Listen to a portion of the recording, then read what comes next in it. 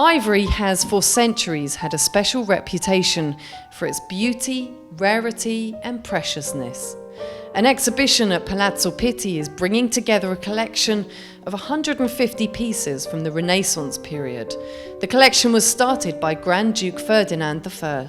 It was Ferdinando de' Medici, first as a cardinal in Rome and then as a Grand Duke of Tuscany, who really kick-started the Medici collection of ivory sculptures and became a patron of some of the most important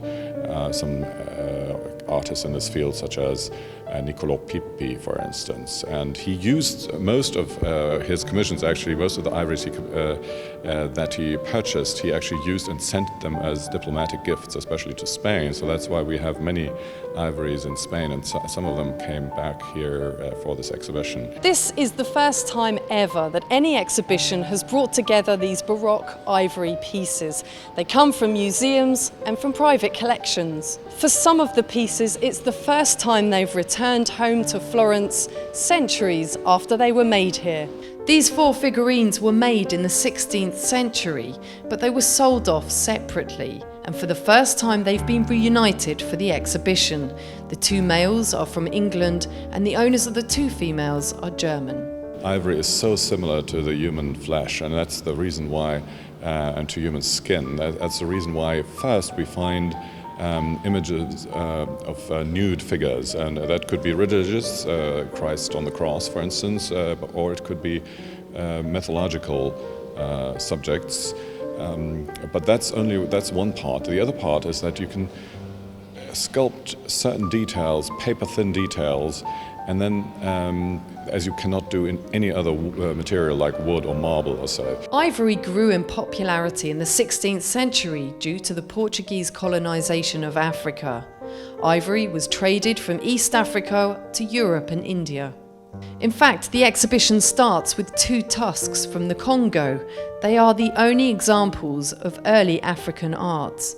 Their important position in the exhibition acknowledges where the precious material comes from. All ivory carvers in the Renaissance period trained first in wood. It was an ideal to have the entire statuette or figurine made from one piece of ivory, so mistakes weren't possible. In fact, wood carvings were usually made before the artists started on the ivory itself. These works in this exhibition are from a period where ivory is really admired, and also the elephant as an animal was really admired, and oftentimes you have references to the elephant even in the works, or to the tusk, to the structure of the tusk in the work itself. So this is not yet, this predates the exploitation of the elephant as an animal, and it also reminds us, to have these wonderful works united here, it reminds us that we really have to be mindful of our resources, of our natural resources, and of the animals that we have to protect.